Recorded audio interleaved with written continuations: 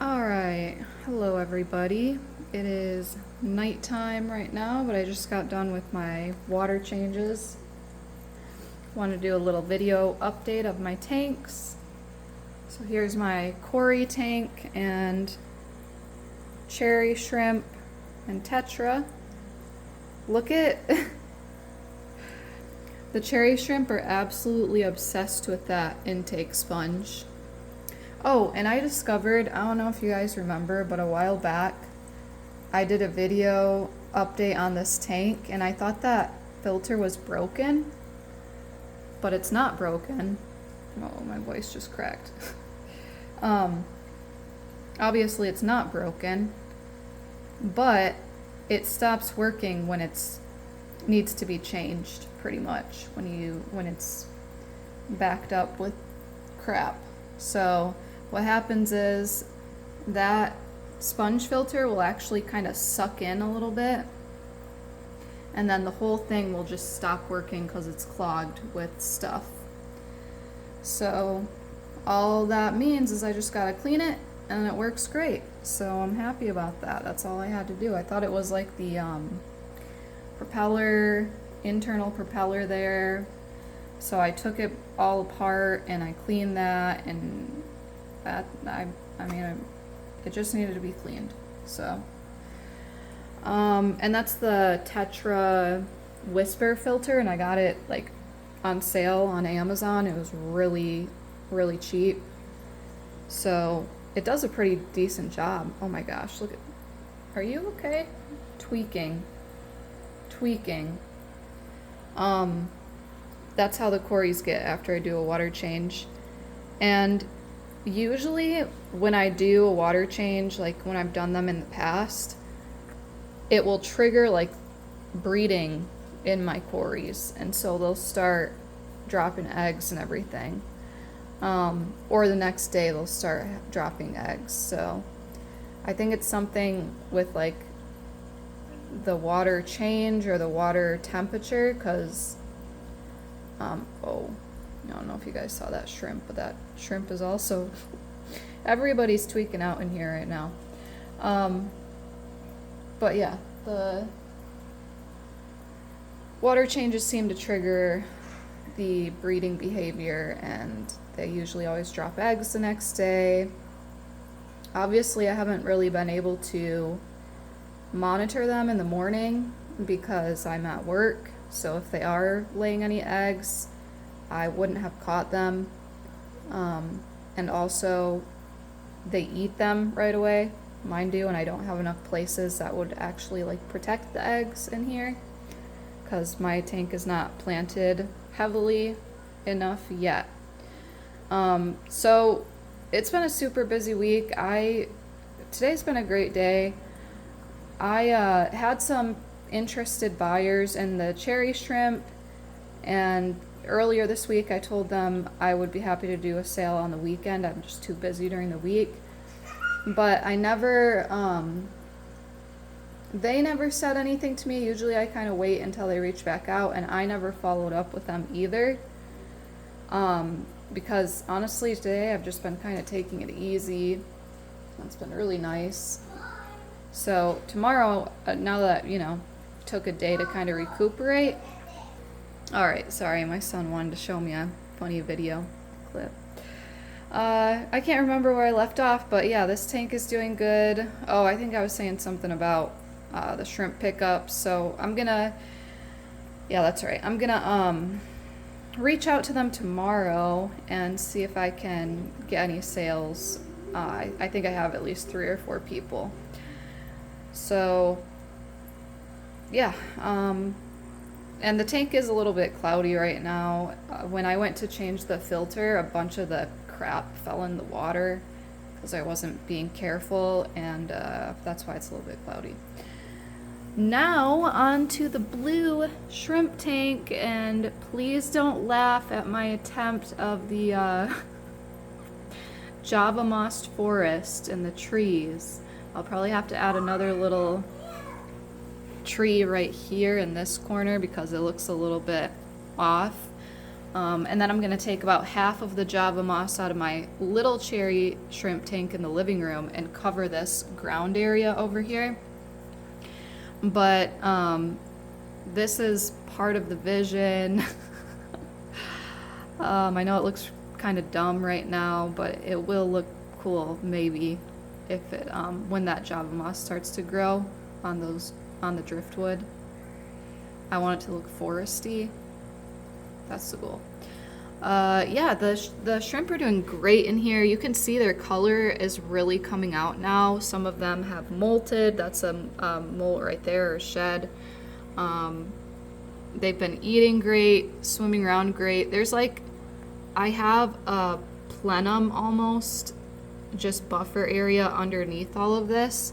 And they do have like a little tunnel behind that tree that they can go and swim down in there. So that's kind of fun for them, I think. Yeah, that one looks, ooh, look at that one.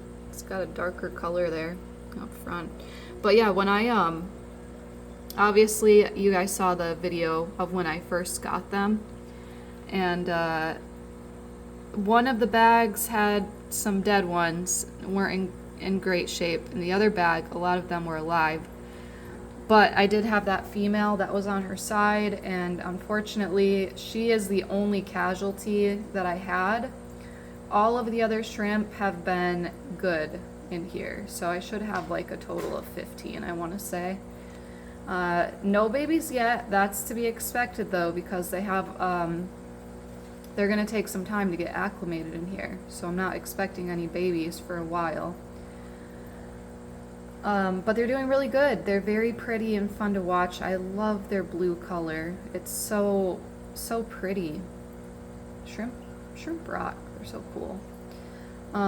So yeah, I'll probably add for my next color, maybe some greens or maybe some black ones. Like I said, I'm gonna hold off on the yellows because of the girl that might be selling them eventually. I sold her some of the cherry shrimp, so I'm gonna wait on that. Look at that one, likes the tree. It likes the little forest.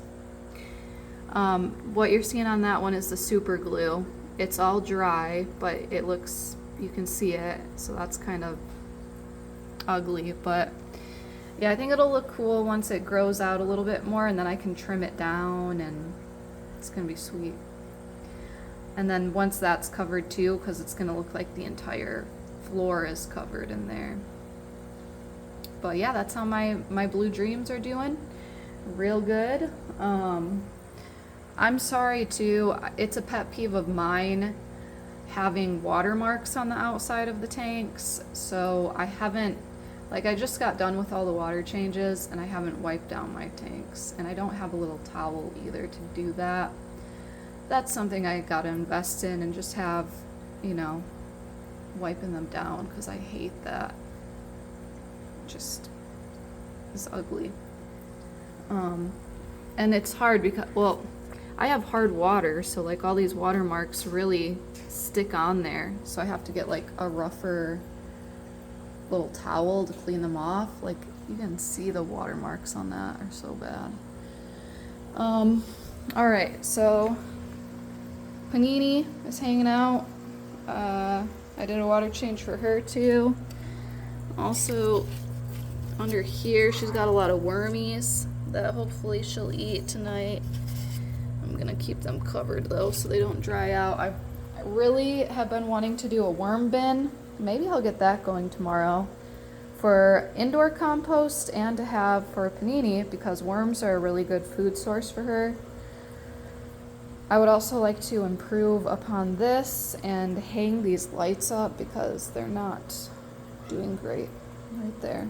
But all right, turtle tank. I did a half water change, but it's still pretty dirty in here. I got this submersible water pump, and that's because this stupid filter, it just doesn't want to prime for me ever. And I can like, oh, there she is. She's so cute. She's doing really well. And You can kind of see her leg on the back. She's shedding. She has been really doing well with the shedding. She's starting to grow and get rid of all of the retained scutes, and I'm just really happy about that. I think her health is doing amazing, and you know, I've been keeping up on the water changes, and I don't want to like she is the most important as far as water changes, and that's only because turtles have a huge bile load, huge waste load. They're very messy. You can see all that, you know.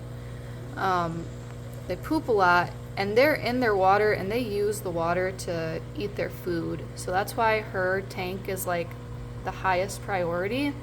The fish are usually okay. Like they can go a week without maybe more, because my tanks are like the under gravel plenum one stays very solid with its parameters. I don't have huge bio loads in there. Shrimp don't produce a ton of waste. I know I've got a lot in there, but so hers is the most important to me, and then of course Panini's too, because Panini is sitting in the water a lot, and she is a frog and has more sensitive skin. So, but frogs don't use water like turtles do to actually swallow their food and everything. So yeah, I ended up getting this water pump, and it's very powerful. I wish I would have got a video of me like putting it in the water for the first time, because I put it in the water, and it was a fountain that went way up and into my face, and yeah, water got everywhere, so that was fun. And it was like almost cartoonish, because I was trying to like make it stop and like pull it out in a position where the water wouldn't spray everywhere, and like reach for the power cable. It was it was dumb. It was stupid. But I have it now pushing the water into the filter, and even with that, and I don't know if it's just a position I have this thing in or if it's the type of filter, but even with that, like, look at, I don't even have anything, like, what's the deal with this thing? I feel like I just need like a new filter, one that actually doesn't require you to prime it for an hour before it starts filtering the water through. And the filter is so important for turtles because of what I just said, all the reasons. So, and look at all this on here. That's how hard my water is, and have like all the calcium and everything. I literally need to take like a razor to get that off. No little scrub brush will get that off. Sometimes the magic erasers will do the trick because they're slightly abrasive. That's why I like to use those like inside the tank too, because they work, and you know. So yeah, that's how her tank is doing. Look at all this moss that I have in Panini's tank. And again, apologize for all the watermarks on the outside. Not pretty to look at, but this moss is totally taking over in here. This is actually some of the spillover moss that I took from my Corydoras, Tetra, and shrimp tank, because there was so much of it in there, and now it's just taking over in here too. I did put some cherry shrimps in here, and they're actually massive. I don't know if you can see that one, but they're pretty huge. There's another one. I was just kind of putting the cherry, like the reject, almost cherry shrimp, you know, the ones that are just, is that a big mama? Yeah, that's a big mama shrimp over there too. She's like reclusing back in the Java moss. That's funny. Yeah, I put some of the lighter colored cherry shrimp in here because I wanted to have shrimp to clean all this Java moss and these other plants. And I have so many of them that I figured why not put them in all the tanks. And then with Bubbles, of course, I put the other, like, almost ghost shrimp looking ones in here, and they're a nice little treat for her. So yeah, that's how my tanks are looking. Got my Blue Dreams there, Corey's there, Panini, my frog, with all the guppies. Oh, the guppies are also, I like removed a bunch of these guppies in here and I put them in the pond because there were so many, and now they're starting to have a ton of babies again in here. So once again, I'm having a ton of guppies, but it would be cool to get like some prettier colors, because these are just very, you know, they're not beautiful to look at, but look how massive that cherry shrimp is. I don't know, that one's a male, and it just looks so much bigger than any of the males that I have in my actual tank over there. Alright, so I'll show you this is actually the only tank I haven't done a water change on yet. The one I'm about to show you, I did a water change on Panini's tank too. And I know the bladder snails are completely out of control in here, because I do just toss food in here and not really bother with it, and they kind of let you know when you're overfeeding. So the fact that I have so many bladder snails in here means that I just need to probably cut back on that. And then those guys will start to dial it back and, you know, start to see less of them in there. I also just kind of pick those guys out and I feed them to Bubbles, because she will eat those little snails, and yeah, they're not the worst thing for turtles either, in moderation, of course. But alright, I'll show you the last cherry shrimp tank. It's just my little 10-gallon in the living room, and that'll wrap up this video. Alright, so this is the last tank that I have not done yet, and you can see all the water that's evaporated in this tank. Hi guys. And that was my son.